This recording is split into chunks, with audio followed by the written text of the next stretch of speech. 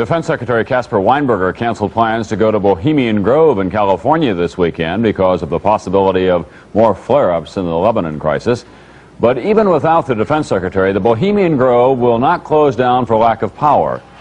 And what is the Bohemian Grove? Well, it's a kind of summer camp for the powerful, an all-male gathering in great secrecy. More from Dennis Murphy.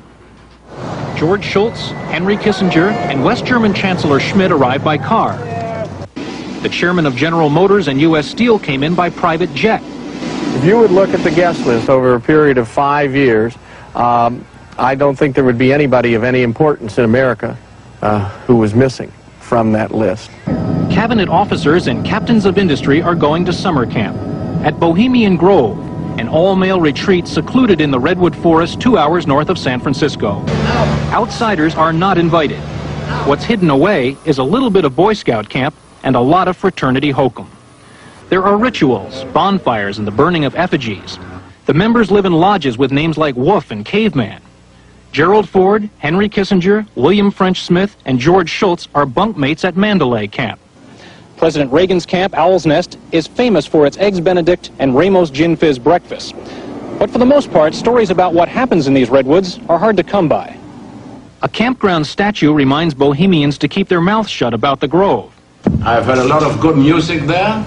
I've met a lot of interesting people, and I look forward to listening to music again. But there are employees who tell tales out of school. You know, I mean, half of these guys, from what I can tell, stay loaded or stay bombed, the entire time that they're there. I mean, they stagger into breakfast and stagger out from dinner.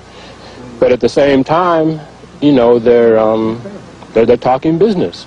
And sometimes those business talks send ripples far beyond the Grove. Sociology professor William Domhoff. Reagan and Nixon talked at length in 1967 in the Grove to decide who would go first in Republican primaries. While decision makers are cementing friendships, protesters outside the gate are keeping a vigil. To them, the Bohemian Grove is an all-white, all-male, undemocratic policy-making arm of the government. They want the Bohemians to go home. But summer camp won't end until next week. Dennis Murphy, NBC News, Monte Rio, California.